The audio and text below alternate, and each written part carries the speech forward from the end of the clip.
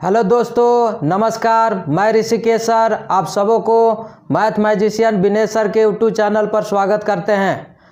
आज फिर हम मिसलेनियस प्रीवियस ईयर क्वेश्चन लेकर आए हैं। पहला क्वेश्चन बोर्ड पे डिस्प्ले हो रहा है।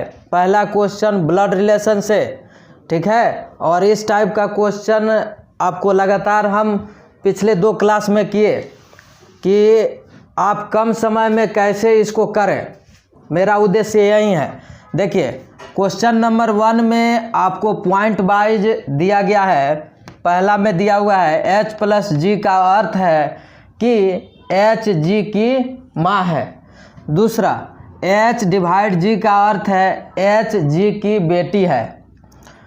तीसरा H माइनस जी का अर्थ है H जी का पति है। चौथा H मल्टीप्लाई जी का अर्थ है H जी की आंटी है। तो निम्नलिखित में से कौन सा विकल्प का अर्थ है TS की माँ है। ऑप्शन कुछ यूँ डिस्प्ले हो रहा है। देखिए, पहले यहाँ समझिए, T जो है S की माँ है। कहने का मतलब है T इस मतलब ये जहाँ पे S है यहाँ पे उसके ऊपर वाले जनरेशन पे T आएंगे, है ना। और TS की माँ है, कहने का मतलब T के बारे में डेफिनेट कि ये फीमेल हैं, है ना। और यहाँ जो S है मेल भी हो सकता है फीमेल भी हो सकता है। कहने का मतलब TS की माँ है। ये हमको किस रिलेशन से निकल जाएगा, चलिए हम लोग कैसे चेक करते हैं। देखिए, यहाँ ज़्यादातर में डिवाइड है, डिवाइड है, डिवाइड है, डिवाइड है। तो हम इस डिवाइड वाले को यूज करके हम लोग क्या कर सकते हैं कि T को सबसे पहले निगेटिव तो डेफिनेट इससे आना होगा।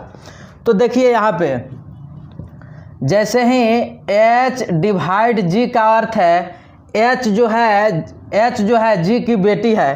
कहने का मतलब है यहाँ बेटी हो जाएगा तो यहाँ फीमेल आ जाएगा। यहाँ पे आइए, यहाँ पे बेटी हो जाएगा, इसका मतलब ये फीमेल हो जाएगा। लेकिन यहाँ पे T के बारे में दोनों बातें, मतलब बेटी मदर भी बोलते हैं फादर भी बोलते हैं। तो यहाँ तो क्लियर नहीं कि मेल है कि फीमेल, यहाँ से तो कुछ क्लियर नहीं चला। और हमको क्लियर T के बारे में चाहिए कि T फीमेल होना चाहिए। तो ये ऑप्शन तो ये पहला ही बार में ही कटा, ठीक है। अब चलिए फिर आइए यहाँ पे, ठीक है। अब चलिए यहाँ पे W के बारे में, यहाँ बेटी, तो यहाँ माइनस। तो ये बेटी जो बोल रहा है यहाँ पे T के बारे में प्लस माइनस दोनों हो सकता है। फादर भी बेटी कह के बुलाते हैं, मदर भी कह के बुलाते हैं। तो यहाँ पे भी वही बात जो कि यहाँ पे है। तो ये भी ऑप्शन कट गया, ये भी ऑप्शन कट गया। अब देखिए, अब रहा यहाँ पे 2 ऑप्शन। थोड़ा सा चलिए, कहता है H प्लस जी का अर्थ है H जो है जी की माँ है।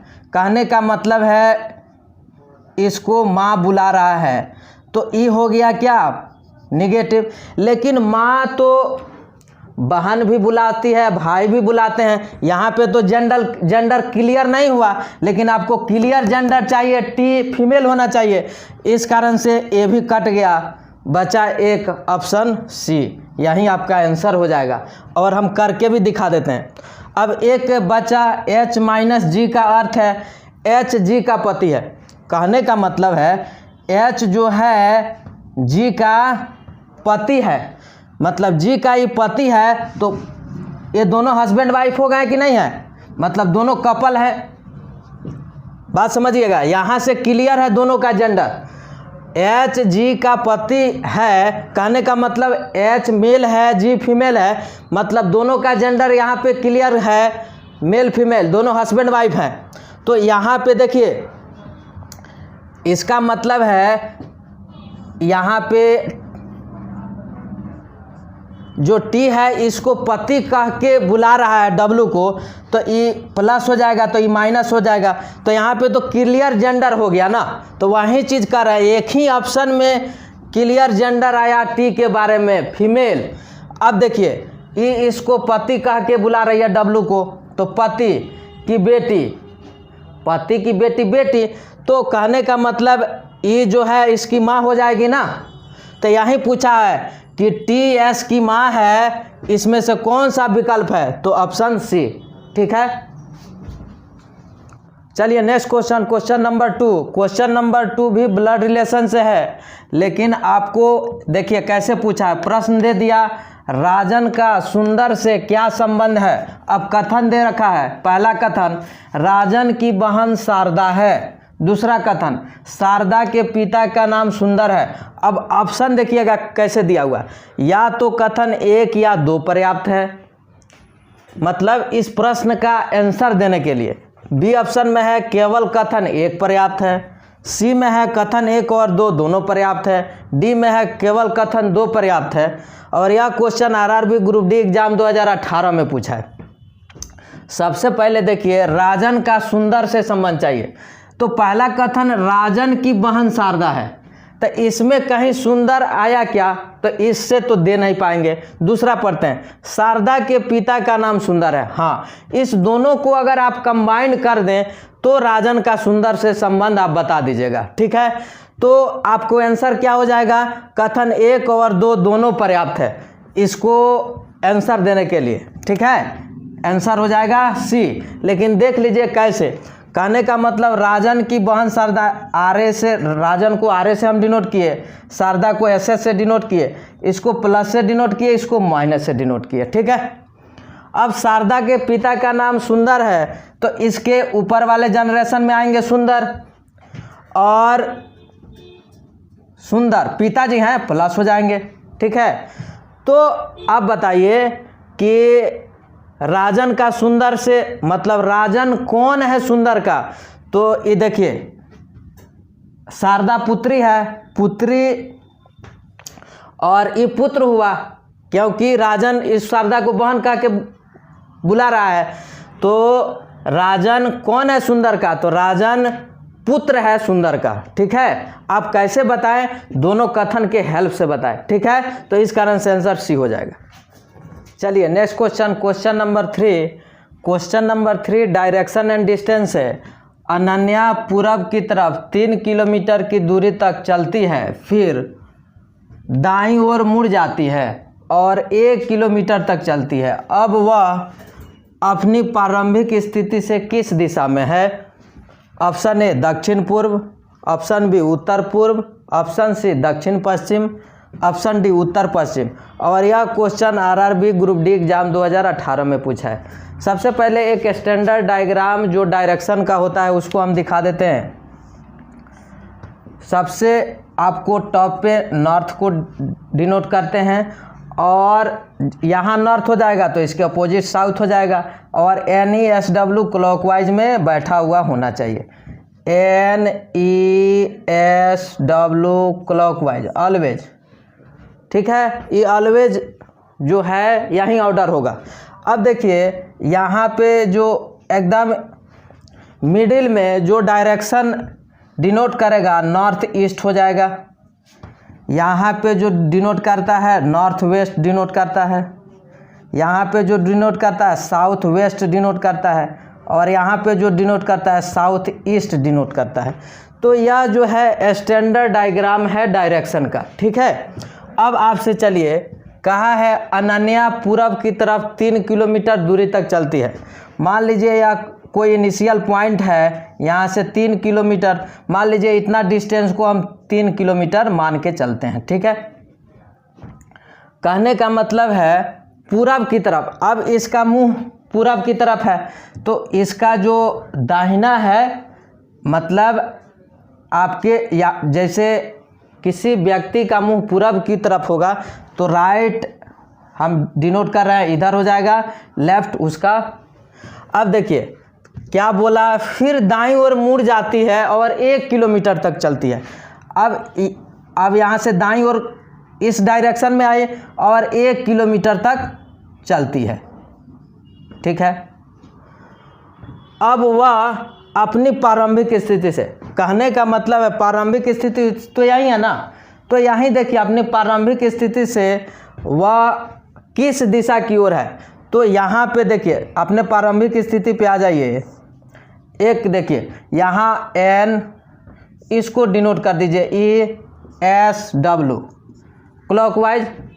तो यह जो डायरेक्शन है देखिए किस डायरेक्शन में, या यहाँ पे है ना, तो यह जो डायरेक्शन है साउथ ईस्ट, यह जो डायरेक्शन है साउथ ईस्ट मतलब दक्षिण पूर्व।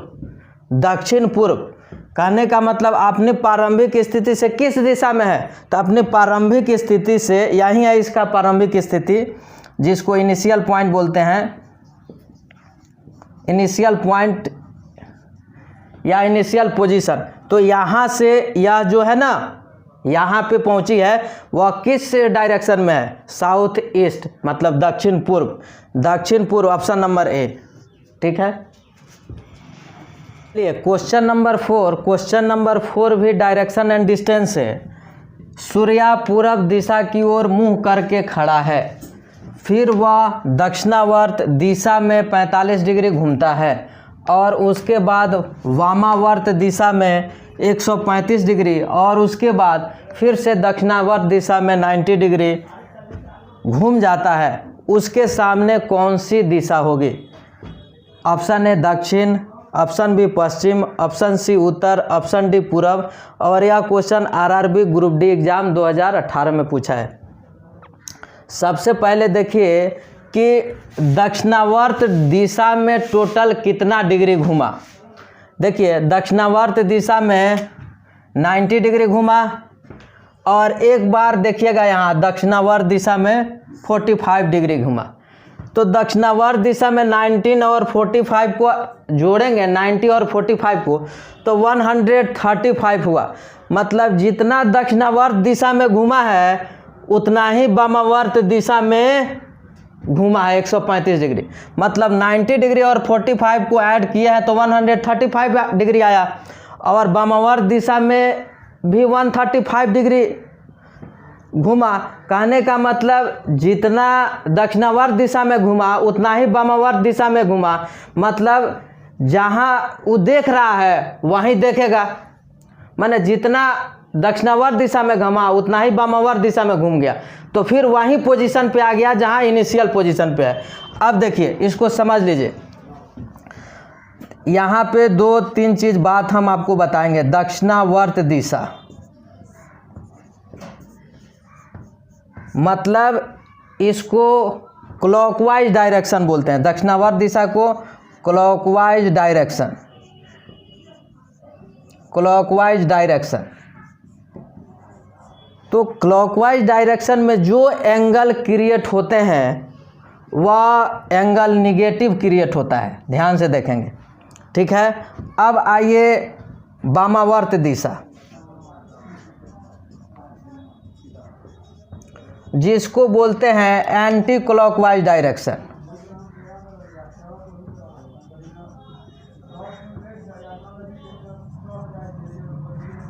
और एंटी क्लॉकवाइज डायरेक्शन में बना जो एंगल होता है पॉजिटिव एंगल होता है। अब देखिए, अब पढ़ लीजिए, दक्षिणावर्त दिशा में 45 डिग्री घूमा, तो दक्षिणावर्त दिशा क्लॉकवाइज डायरेक्शन में तो -45 डिग्री डिनोट कर दिया आप। ठीक है, फिर उसके बाद वामावर्त दिशा में 135, तो वामावर्त दिशा यहाँ है तो इसको +135 डिनोट किए, है ना। और उसके बाद फिर से दक्षिणावर्त दिशा में 90 डिग्री घूम जाता है तो यहाँ फिर -90 डिग्री डिनोट किए। ठीक है ना। अब टोटल दक्षिणावर्त दिशा में कितना, तो 45 और 90 को जोड़ दीजिए, मतलब -135 डिग्री। और यहाँ वामावर्त दिशा में 135 डिग्री। तो जितना आपको वामावर्त दिशा में मूव लिया है उतना ही दक्षिणावर्त दिशा में मूव लिया। तो जहाँ वह है, जिस स्थिति में है वह उसी स्थिति में रहेगा। अब देखिए, सूर्य जो है पूरब दिशा की ओर मुँह करके खड़ा है, इधर मुँह करके खड़ा है, और जितना एंगल आपको क्लॉकवाइज चल रहा है उतना ही एंटी क्लॉकवाइज चल रहा है। तो जिधर दिख रहा है ईस्ट की ओर दिख रहा है तो ईस्ट की ओर देखेगा, तो इसके सामने कौन सी दिशा होगी, तो ईस्ट हो जाएगा आंसर। ठीक है, तो इस टाइप का एंगल से रिलेटेड जो भी क्वेश्चन पूछेगा तो आप इत्मीनान से उसको क्या कर लीजिएगा, देख लीजिएगा कि क्लॉकवाइज डायरेक्शन में कितना मूवमेंट हुआ है, कितना कितना एंगल हुआ है, सबको एक पास रख लीजिएगा। और एंटी क्लॉकवाइज में कितना मूवमेंट हुआ है। ठीक है, अगर दोनों के बीच गैप आएगा तो अगर वामावर्त ज़्यादा होगा तो यहाँ से वामावर्त उतना एंगल चलेंगे, अगर दक्षिणावर्त ज़्यादा हुआ होगा तो दक्षिणावर्त उस दिशा में ज़्यादा चलेंगे, उस दिशा से चलेंगे जिधर मुंह करके खड़ा है, तब आप निकालिएगा। ठीक है, चलिए next question, question number 5। 5 team है, प्रत्येक टीम को बाकी टीमों से खेलना है, कुल कितने मैच होंगे? Option A 4, option B 5, option C 10, option D 20। और यह question RRB Ranchi assistant driver exam 2003 में पूछा है, डीएमआरसी स्टेशन प्रबंधक एग्ज़ाम 2005 में पूछा है। चलिए देखिए, यह जो क्वेश्चन है आपको सिलेक्शन से है। सिलेक्शन का मतलब है चुनना, कहने का मतलब है आपके पास जो टीम है 5 टीम है, जो टीम है 5 टीम है। ठीक है, और आपसे पूछा कि कुल कितने मैच होंगे। ठीक है, तो एक मैच के लिए कितने टीम चाहिए? 2 टीम चाहिए, है कि नहीं? एक मैच के लिए जो टीम चाहिए 2 टीम होगा तो एक मैच होगा ना। तो आपके पास टोटल टीम है 5। इस 5 टीम में से आपको 2 टीम को चयन कर लेना है, कोई 2 को चयन कर लेना है। ठीक है, टोटल आपके पास टीम 5 है, उसमें से आपको कुल कितने मैच है, तो एक मैच के लिए 2 टीम चाहिए, तो नीचे में 2 रख लेंगे। इसका मतलब है 5 में से कोई 2 आप टीम चुन लीजिएगा तो एक मैच होगा। अब इसको हम सॉल्व करने के लिए बताए थे, कहने का मतलब नीचे में 2 है तो 5 से घटते हुए क्रम में 2 बार आइएगा। 5 × 4 आई 2 है तो 2 को 1 तक आ जाइए, 2 × 1। अब इसको सॉल्व कर लीजिए, 2 × 2 = 4, 5 × 2 = 10। मतलब कुल जो है कितने मैच होंगे? कुल 10 मैच होंगे। इस टाइप का क्वेश्चन हम पहले भी दिखाए हैं कि आपको उसमें सिलेक्शन से रिलेटेड था, जैसे कि हस्त मिलाप के लिए, जैसे एक हैंडशेक के लिए कितने लोगों की आवश्यकता होगी? 2 लोगों की आवश्यकता होगी। उसी टाइप पे ही आधारित है, जैसे आपको एक मैच के लिए 2 टीम चाहिए तो टोटल टीम आपके पास 5 है और आपको कुल कितने मैच निकालने हैं, तो उसमें से 5 में से कोई 2 ले लेंगे तो आपको कुल कितने मैच होंगे पता चल जाएगा। ठीक है, अब इसको सॉल्व करने के लिए बताएं कि नीचे में 2 है तो इस 5 को 2 टाइम्स घटते क्रम में आ जाएगा, 5 × 4 होगा, और 2 को 1 तक आ जाइएगा, फिर रिवर्स क्रम में 2 × 1। ठीक है, अब इसको सॉल्व कर लीजिए, 10 आ गया। मतलब कुल कितने मैच होंगे? 10 मैच होंगे। ठीक है, जो लोग इस वीडियो को नए देख रहे हैं, सबसे पहले कि उसको सब्सक्राइब कर लीजिए, कि आपको मान लीजिए जो टॉपिक है आपको मतलब उससे रिलेटेड आपको और कंसेप्ट मजबूत होते चलेगा, और जो चीज़ आप नहीं जान रहे हैं वो भी जानेंगे। और मान लीजिए कोई क्वेश्चन है जो कि बाधा है उसमें, उस टाइप के क्वेश्चन में, तो इससे क्लियर हो जाएगा। और दोस्तों के बीच भी शेयर कर दीजिए कि उन लोगों को भी फ़ायदा हो, कि मान लीजिए कोई कंसेप्ट वो लोग मिस कर रहे हैं तो उससे उनकी भरपाई हो जाएगी। ठीक है, तो आज रखते हैं इतना ही, मिलते हैं नेक्स्ट वीडियो में। धन्यवाद।